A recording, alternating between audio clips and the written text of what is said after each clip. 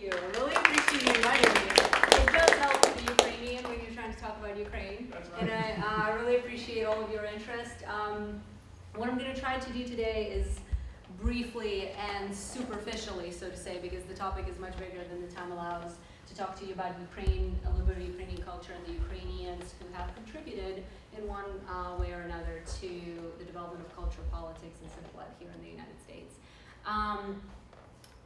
Before I get started on that, one of the big elements of Ukrainian culture, something that we're very much known for, is our hospitality, whether we're hosting people or going somewhere, which for me is both. It's almost as if I'm hosting you, but I'm coming to be your guest and your speaker. We never go anywhere without snacks. That's one thing. If you want to learn about Ukrainians, we never go anywhere without snacks. So my mother's luggage over this Christmas break was absolutely overweight with all the food that she has brought that I am very glad to share with you. And these are some of the Ukrainian cookies. If you could pass this around the room, please, I would appreciate that. And please, at the end of our session, I'm sure we'll have some question and answer time. However, please come up to the table and look at some of the things that I have here, the Ukrainian flag, and some of the examples of traditional Ukrainian embroidery, some of the wedding dolls. These amazing pieces of art were made as a Christmas gift for me by my aunt. It took her about 4 months to accomplish these things. So please come and have a look, and I tried to represent as much as I could the Ukrainian flag as well as the Ukrainian traditional embroidery in my outfit today. So just to get started, I wanted to say thank you so much to the library as well as to the International Studies program for making these things happen. Usually when I would do such talks or lectures a few years ago, I would say, I would like to tell you about Ukraine today, and I would get started with explaining to people what is Ukraine and where it is. I don't have to do that anymore because everybody knows where Ukraine is and what it is, and it's on everybody's mind. Just to give you a little bit of an explanation who I am and where I come from. I was born in a small town a little bit outside Kyiv, but was raised in Kyiv. That's where my heart is. You probably know that this is the main square with the Statue of Independence in the middle, but you are probably more familiar with seeing it like this. So that's a little bit of a change of a scenery, and we'll touch upon that closer to the end of my talk. But this is the Taras Shevchenko National University of Kyiv, which is one of the largest educational institutions. Is where I got my undergraduate degree in commercial tourism from the Department of Geography. My very first year was when the Orange Revolution broke out, so we skipped class to go and be at the Orange Revolution and wave flags for the Ukrainian democracy. So the ideas of peaceful protest and sort of explaining and demonstrating your opinion and having some sort of commotion going on in Kyiv is very well familiar to me. And then I decided to, give a little bit of a more of international worldview on what was going on, applied to grad school in the United States, and got into East Carolina University. So I made a real good move to where it was warmer. And then I basically screwed myself over and moved back up north and got my PhD at Penn State. I learned the hard way, I learned my mistake, and now I'm back down south here in Georgia Southern, where it's a lot better. So to give you a little bit of a background, before I go into these contributions, very little is known about the different waves of Ukrainian immigration in the United States and their contributions. We were never an overwhelming immigrant group in numbers, however, very active throughout its entire history. We're used to thinking now most research in immigration, which is also my research interest, mostly focuses on Latin American immigrants, Asian American immigrants, and those are the two biggest groups. When we're used to talking about the early settlers, we're used to talking about people from Western Europe, Germans, British, French, so forth. There's not as much conversation going on about those from Eastern Europe who came into this country. However, it started fairly early on. If you look at the first documented account of a Ukrainian coming to the United States, it was with Captain John Smith when he came with one of his trips to Jamestown, Virginia. That was the birth of the American nation itself. So it was a really, really long time ago. John Smith himself actually has been to Ukraine, and he has written about Lavrenti Bohun and Ukraine in his diaries, which is a fact that's very little known. If you have ever heard about Fort Ross near San Francisco on the West Coast, that used to be called Fort Rus, from Rusin or Russian, which was a Russian settlement, one of the first Russian settlements in the West Coast that was mostly settled by Ukrainian Cossacks who were displaced into Siberia and then sent to settle the new lands around Alaska and on the West Coast. So that name sort of migrated into being Fort Ross, but there's still a museum there. You still can go and see some of the old buildings and some of the elements of the Slavic culture from the time that the place was settled. Ukrainians have participated in the Civil War, and there were some military leaders who have actually left quite an imprint by serving for the Union Army. For example, General Basil Turchin, aka the Terrible Cossack.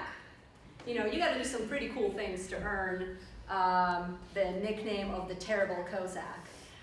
He was one of the leaders in the Northern Brigade. He was the commander of the Northern Brigade in the Battle of Chickamauga, or if I totally did not say that right, I apologize. So, you know, these are very little known facts about Ukrainians who have actually contributed throughout the history of the United States to its military development, participated in the Civil War, participated in the development of the different towns and regions. And so those are some of the first accounts which mostly talk about the individuals. So we're not talking about waves yet, waves of Ukrainians coming. Some of the other people who also made a large imprint, for example, Dr. Nikolai Sudzilovsky. He arrived in San Francisco around 1880s, and he was a medical doctor. He stayed there for a little bit, and then he actually moved to Hawaii in 1895. The Hawaiian Medical Society that still exists to this day, he was one of the founding members. A Ukrainian immigrant was one of the founding members of the Hawaii Medical Society. A few years later, he was elected to Hawaiian Senate.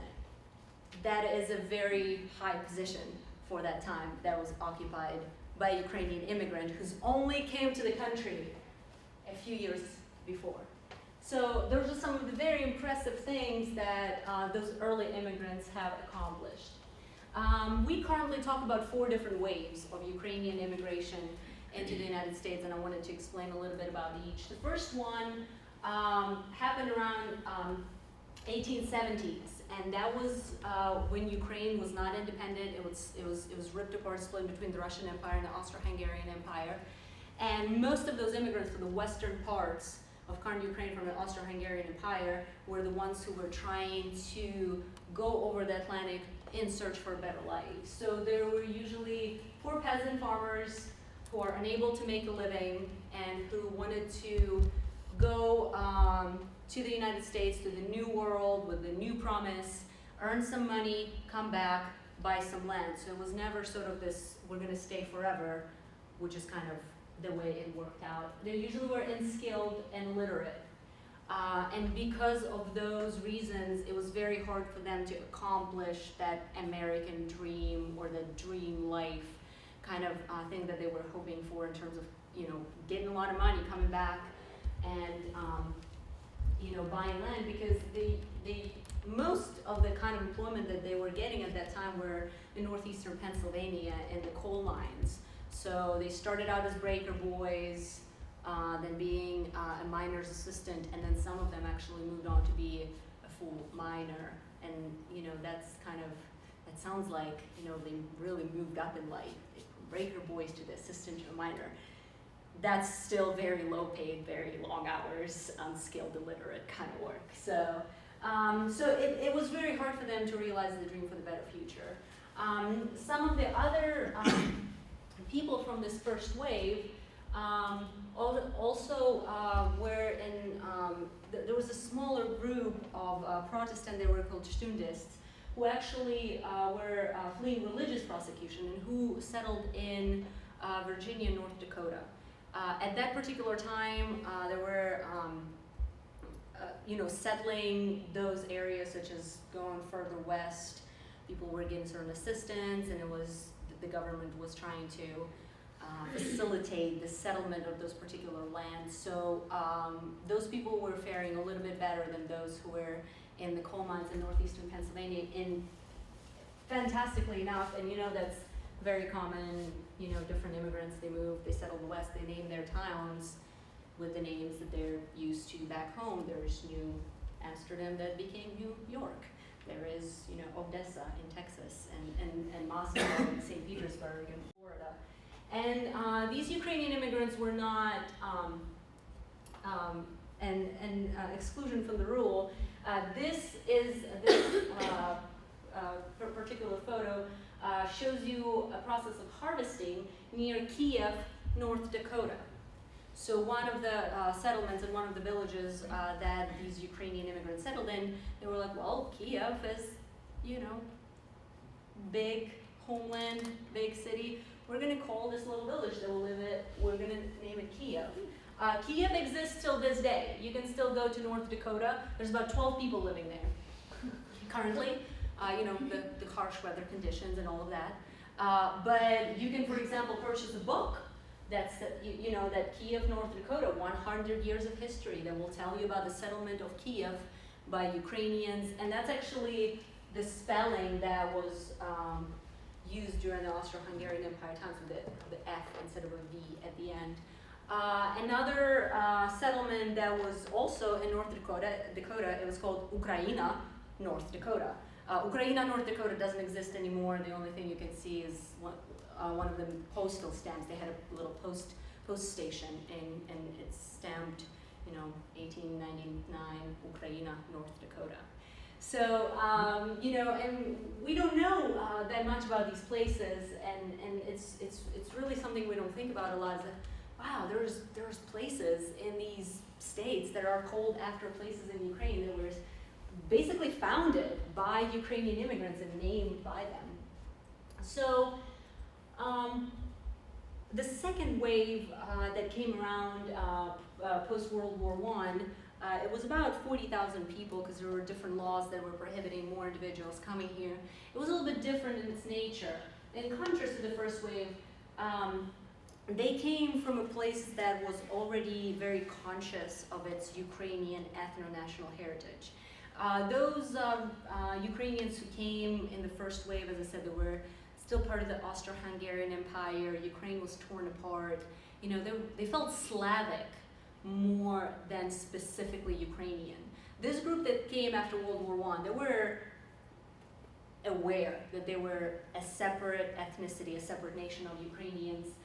They were a lot more politically sophisticated because they were exposed to political processes during World War I and right after World War I that made them aware that they are a separate unit, that they are a separate culture.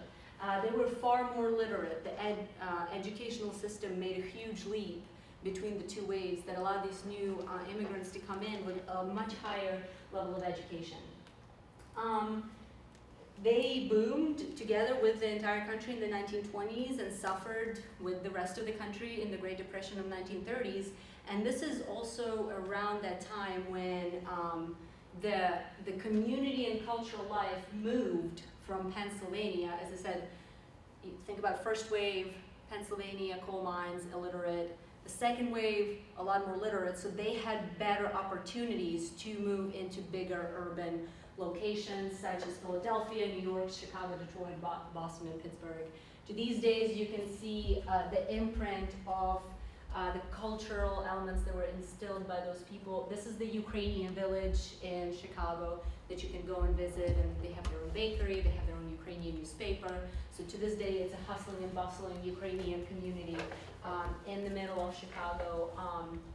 And this is the Ukrainian, Little Ukraine in East Village on Manhattan. That's where I went to collect data for my dissertation. There's Ukrainian restaurants, bookstores, souvenir stores, the big Ukrainian museum. There's Taras Shevchenko Street that is in that particular region. So there's 3 streets in New York that are named after big names in Ukrainian history. So these places still exist, and they're still very interesting places to visit. They're still cultural places to visit. The third wave came in after World War II, and it was a little larger in number because after World War II, the United States had certain legislation that was trying to rescue refugees, post-World War II displaced persons, and they were, the Displaced Persons Act was actually the one that allowed a lot of those people from concentration camps, from displaced person camps, come into the United States. This was the first wave to arrive for political reasons, mostly, not religious, not just looking for, for money, to buy land, farmers, anything. These were the people who were very nationalistically conscious, and they were running away from the communists who took over Ukraine after World War II. They knew they were going to be sent to Siberian concentration camps, and they needed to get out. And the already existing diaspora in the United States, working through the Displaced Person Act, helped this third wave make their way into the United States. They were very well educated. They spent most of their life in urban setting. Most of them were college graduates, professionals. It was a very different, these people, this third wave coming in, and that's people who are still alive. Like some of them are 60, 70 years old. You can still talk to them. These are the people who tremendously strengthened the cultural life of the Ukrainian community. With them, they brought so much culture, so much understanding of what it means to be Ukrainian. These people started the organizations that I'm going to mention in a second, started newspapers.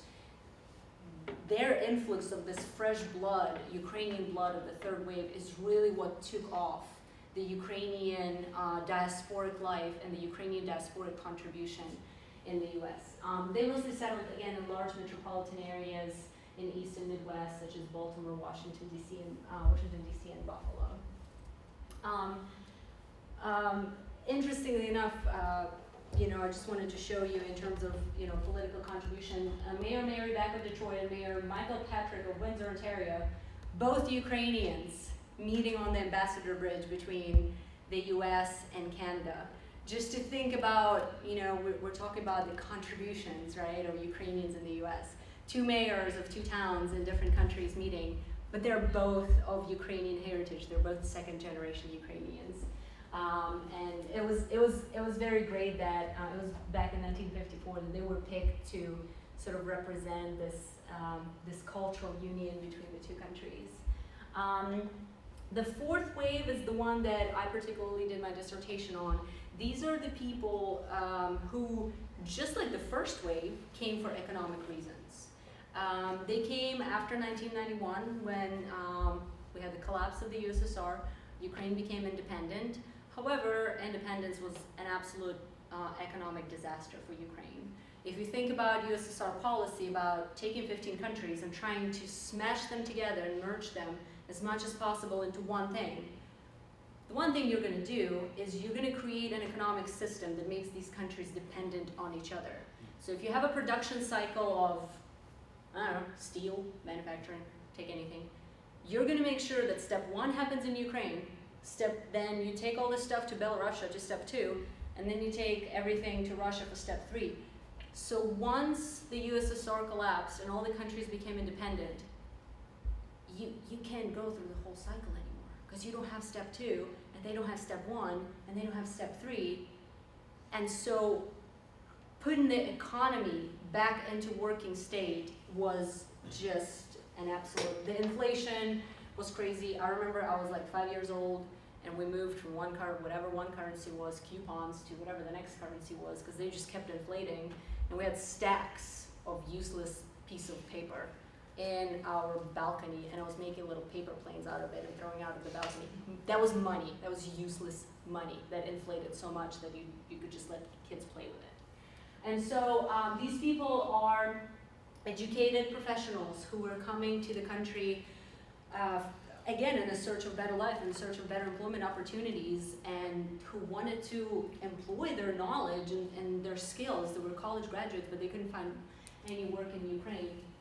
However, what they were faced with is a lot of social demotion and having to take up jobs that were below their skill level, for which most of the reason was lack of knowledge of English. Again, think about USSR, think about Iron Curtain. People weren't going anywhere, they weren't expected to go anywhere, they weren't expected to be allowed to go anywhere, really.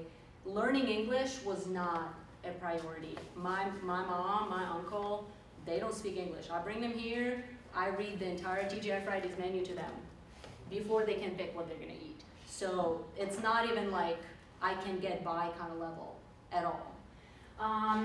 Another part of this wave are students staying in the US after the work and travel program. So it's a J1 visa where you come in and you spend a summer working. I did that 2 summers in a row and then came to school, but a lot of the people who came with me never left and tried to stay in the country. So that's also part of that 4th wave. And so in terms of, there's predictions that there will be a 5th wave that's coming in right now that is pushed out of the country by the worries of the current political situation and civil war and aggression and things like that. So we'll see if that happens. That's just recent events. So in terms of the contributions, just some of the things I wanted to touch upon is some of the contributions into the civic life, into religious life in the United States, and especially in the cultural life.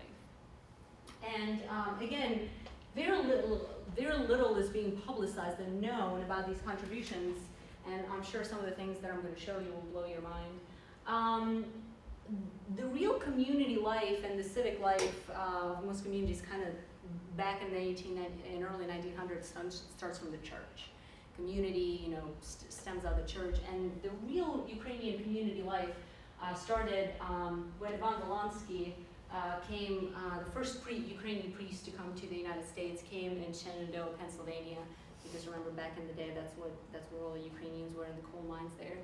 And later on, more priests came, and 8 of them created what is now called the American Circle. There were these 8 young men that were very determined on building a cohesive Ukrainian community that could make decisions, voice its concerns, voice its needs. They built the Association of Ruthenian Communities that was later renamed, but it was the first national Ukrainian organization in America that stemmed out of that religious circle, which is not uncommon for diasporas. But in 1902, they had a convention in Harrisburg, and they lobbied for choosing and appointing their own bishop, so that American Catholic Church actually couldn't tell them what to do. And for those of you who don't know, care, whatever about religion, that's a huge deal of independence for an ethnic minority, for an immigrant minority in a country. That's a really, really big deal. And that gentleman over there, he's the first bishop. And so there were three main branches, right? There were Catholic, Orthodox, and a little bit of a Protestant church, Ukrainian church here in the United States. And the Protestant movement started, a little bit later, because the traditional 2 Ukrainian churches are the Catholic and the Orthodox. But there were Presbyterian congregations, first in Illinois, North Dakota, and Pennsylvania. Again, just to give you an idea, their impact was so strong as to launch Ukrainian history, culture, and heritage programs at the Bloomfield College and University. It's in Iowa. How do you say that? Dubuque. Okay, I have my Iowa expert there in the back. The University of Dubuque, they have their own seminary that was launched by a Ukrainian Presbyterian congregation in Iowa.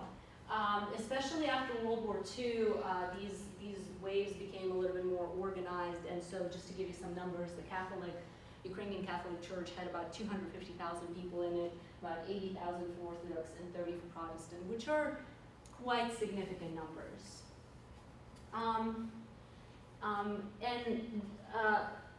some of the elements that we can see to this day in terms of the religious contribution and heritage contribution, other churches that haven't been built in different regions.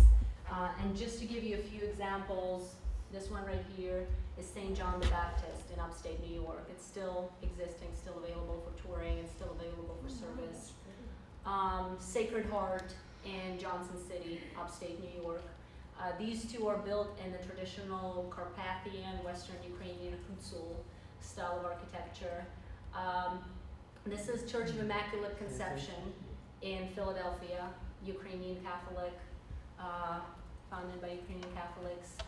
This one is St. Volodymyr and St. Olha in Chicago, in the Ukrainian village in Chicago, which looks even more impressive when you look at what's going on inside. An absolute masterpiece of architecture and art. And this is St. George's Church in New York, in East Village, in the Ukrainian community there, as well as St. Andrew's Church in New Jersey. So these were all built by Ukrainian congregations here in the United States. In terms of civic contributions, Ukrainians do like politics. We like to get ourselves busy with what's going on. We like to be a part of things. We like, you say, we have a saying, where there's two Ukrainians, there's a fight. Because we are opinionated, we like to talk to people about what we think and things like that. So Ukrainian civic life in the United States was quite active. And in 1915, the Ukrainian National Association was founded, which is still active to this day, provides a tremendous amount of resources for Ukrainian diaspora as well as people who would like to learn more about Ukrainian heritage. It was at that time when this huge nationally conscious Ukrainian community began emerging, and some things they had a lot of reading rooms established all over the East Coast. They had choirs, bands, orchestras that were touring the country and were quite popular. Some of them were smaller in churches where people sort of just were like, well, you're not very good, but you're singing Ukrainian songs, so we're going to tolerate you. But some of them were quite good. They had a lot of heritage classes. They were having their own periodicals, such as Svoboda, which means liberty in Ukrainian. And they also established what they call Narodna Pomich, which is Ukrainian National Aid Association. And it was this association that actually did a lot after World War I and World War II. They were lobbying on behalf of Ukrainian interests when the whole division of Europe after World War II was happening. They were very heavily lobbying pro-Ukrainian. The Displaced Person Act, they collected money and sent humanitarian help and got those third waivers into the country after World War II. They were sponsoring Ukrainian concerts in Carnegie Hall and Ukrainian choirs touring all over the country. They have still a lot of scholarships for Ukrainian students and for those American students who would like to study Ukrainian culture. They financed 2 volumes of an English language encyclopedia on Ukraine, on its history and culture. They are the ones who are holding, I don't know if any of you heard about Soyuzivka in the Catskill Mountains in upstate New York. It's a huge Ukrainian cultural center. There's stuff going on there all the time. It's, I believe it's membership only, but they have started back in the 40s, but all of these are still active today. The Svoboda, the Ukrainian Weekly, Veselka, that's for kids. It's called Rain. It means rainbow. It's for little children. And also annual almanacs about the life of Ukrainian community in the United States. And those are quite widely spread, so to say, in the United States to this day. This is a picture of Soyuzivka, so you can see a little bit. It's beautiful. It's designed, the main building is designed in the Ukrainian style. It has a hutsul, or the Western Ukrainian dressed men with the traditional musical instruments in front of it. They do dances, they do meetings and conferences and things like that. To this day, also another organization that exists, and they were actually the ones helping me do my dissertation, is the Taras Shevchenko Scientific Society. They're based out of New York City, East Village. They keep archives, they do talks, they do conferences, any sort of activity that you can imagine to promote the knowledge about Ukraine and Ukrainian culture in New York and the entire United States.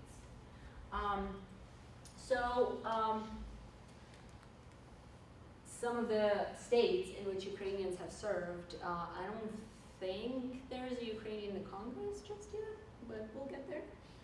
But New York, Pennsylvania, Rhode Island, Indiana, Illinois, and of course North Dakota, those traditional states where Ukrainian communities are quite large and influential, had people of Ukrainian origin in serving in the state legislature, which I think is really cool. And we will get to Senate.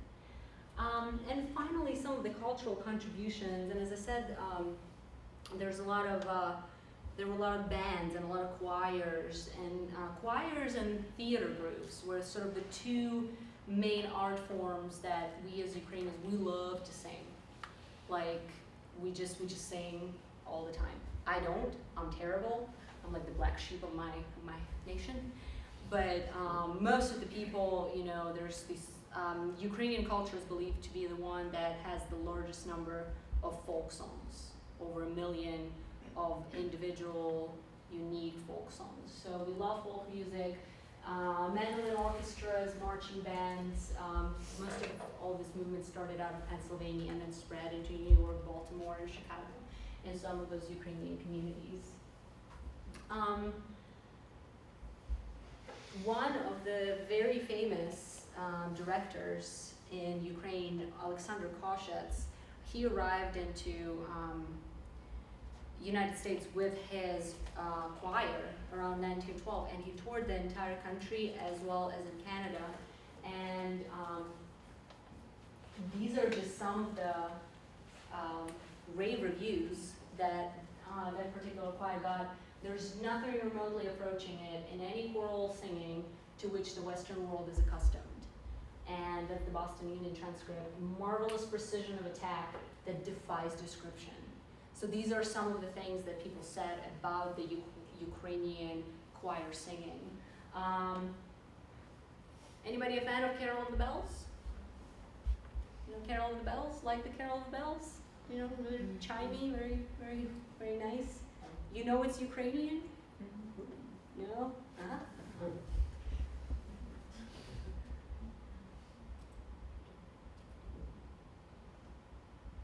Originated as a Ukrainian Christmas carol, brought into the United States. Somebody wrote English words for it.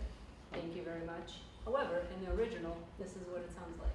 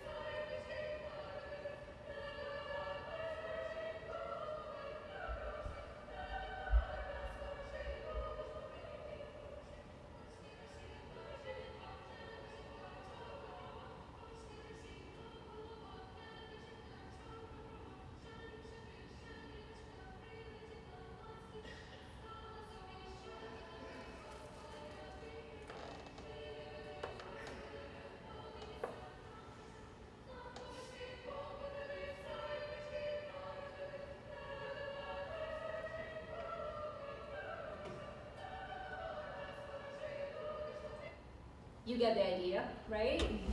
It was, if you Google Carol of the Bells and go to its Wikipedia page, the first thing it'll tell you is that's a Ukrainian folk carol that has been adapted with English text and has been adopted as one of the big American Christmas carols.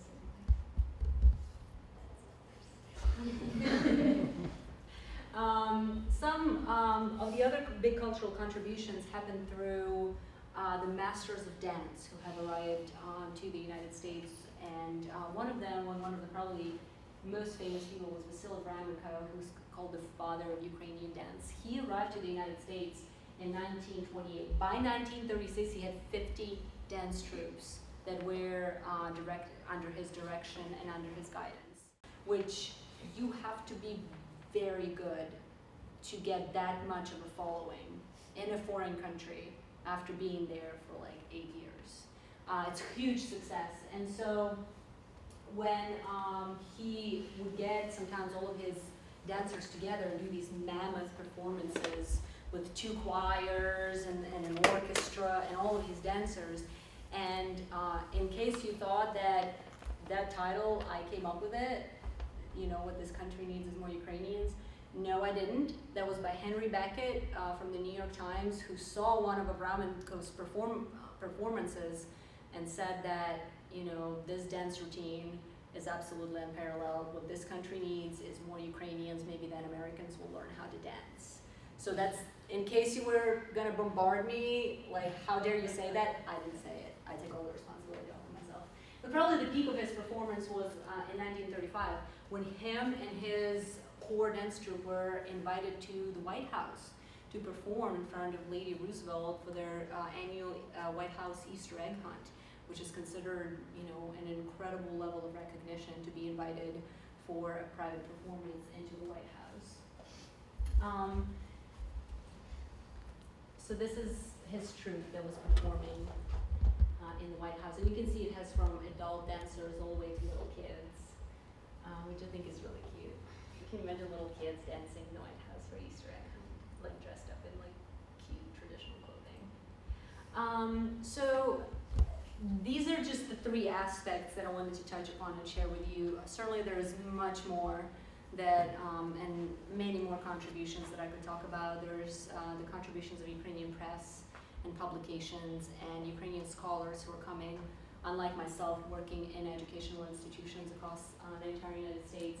The Ukrainian American woman, we've moved this country very, very far. And Ukrainian women, just like Ukrainians like to be civically active, Ukrainian women are a whole next level of being civically active. So that's a whole like different and hour-long presentation about Ukrainian women. Also the business and professional life and the kind of, you know, stores and that have been open, and lawyers and doctors of Ukrainian origin who have done really great things here in this country. Ukrainians in the U.S. military wasn't just the Civil War, you know, Ukrainian people of Ukrainian origin participated in multiple other engagements of the U.S. Army. And also, certainly, we can talk at length about current diaspora activism and the current groups helping those in Ukraine and political activism that's going on with civic unrest in Ukraine and all these groups trying to send humanitarian help and just any sort of support.